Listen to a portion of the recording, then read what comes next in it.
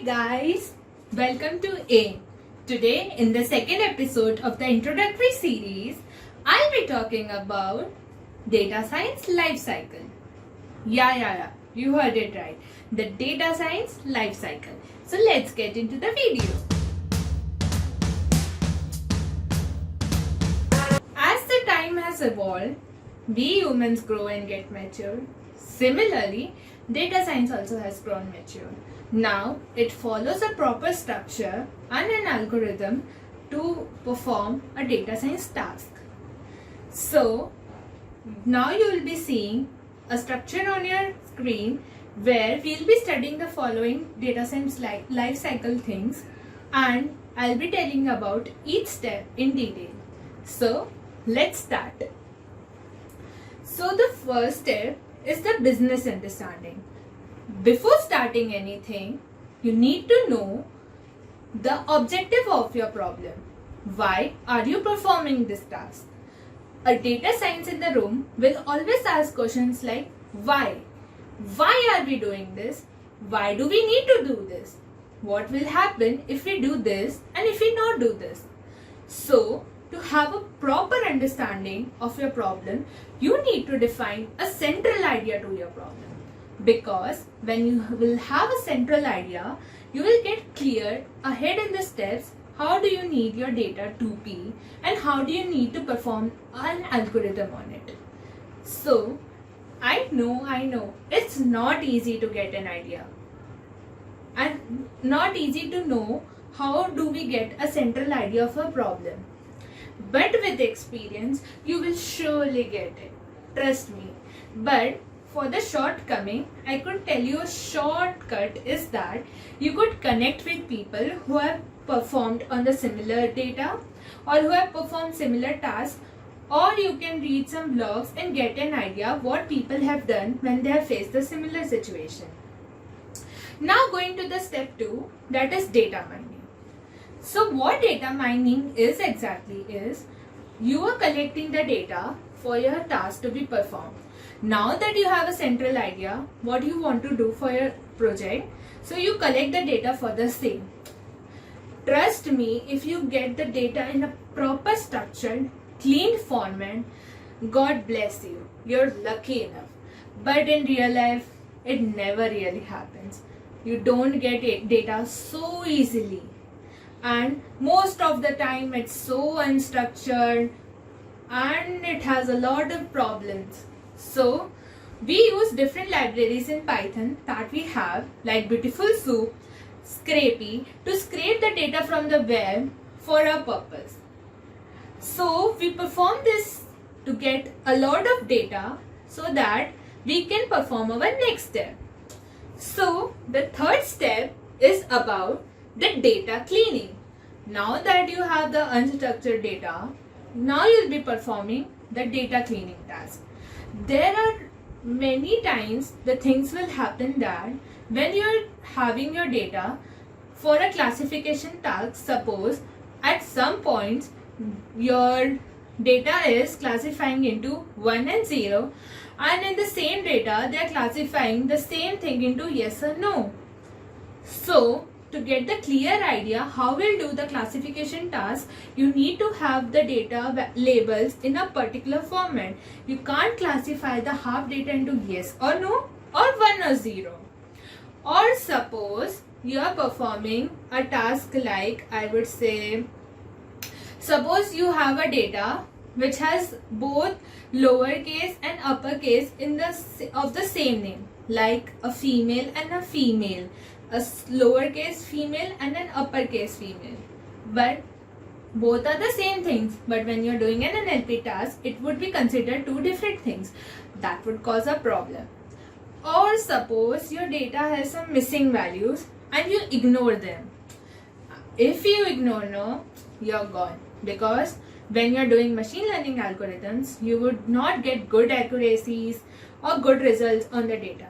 So please keep in mind to clean your data carefully. Suppose there's an example, you are doing an NLP task and you have a Fisher and a Mr. Fisher.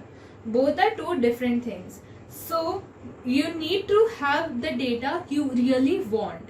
because when you convert Mr. Fisher into smaller or lowercase, it will be treated as same as Fisher and Fisher. So you need to be very good and have a good skills to clean your data, because it will very much affect your machine learning thing and your algorithms when you perform your results on it or you do analysis on it. Now the fourth step comes is your data exploration.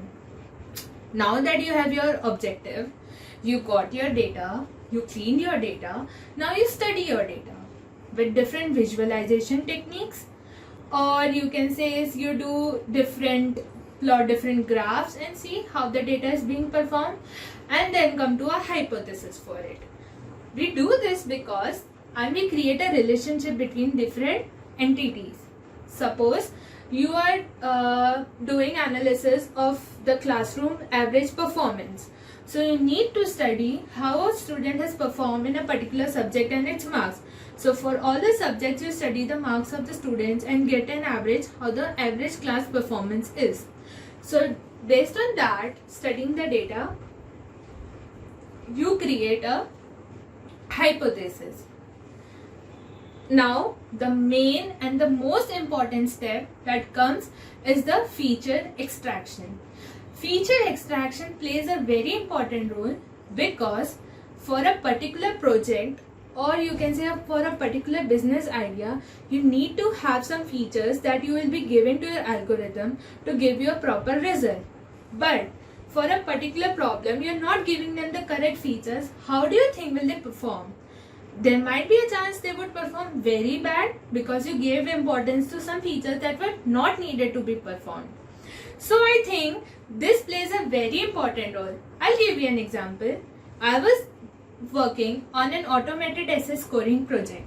So if I'm working on an automated essay scoring subject, what features do you think I should give to my model? Well, according to me, I think the relevance to the topic, the word limit, that is what we learn in school, right? Word limits plays a very important role, otherwise you get -1. So word limit, punctuation marks or misspellings, and then comes the vocabulary. But the three most important, I think, are these three. But how do your model knows how do you want to give importance to each feature? So there are different statistical and machine learning techniques that we use to score or give importance to each feature, so that when we are giving our model the data, it should understand that these features plays a very important role and these features are given much more importance. There's one thing also called like feature construction. So based on an old feature, we build a new feature on it. Now you have, suppose, an age of people and their names, but you want to classify them into voting or you can't vote. So you set up a threshold of 18 years. So if a person is of 18 years of age, he can vote, or above he can vote, otherwise he can't vote. So now what you do is divide your data into vote or not voting. So in this way it will help you to understand how many people are there in a particular area or not. Now comes the most important part where you will be finally using the machine learning algorithms, is the data modeling. So in this data modeling, you will using the machine learning algorithms and apply the machine learning techniques to it.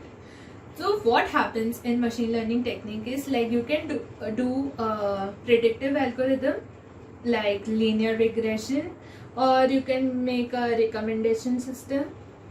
And this step involves three important things that you need to keep in mind while you are performing this, is the training, the validation and the testing.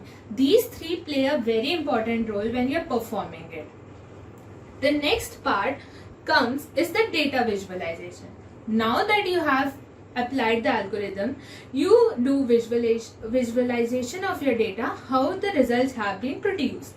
Like in NLP, after you are performing the task, you create a word cloud to see how the data is projected and how many words are there, or you can say you plot different graphs to see if you have given this data, how your model has performed.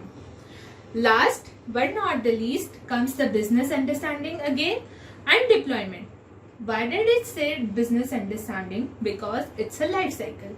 What goes around comes around. So business understanding is what you thought, what you built, is it doing justification to it?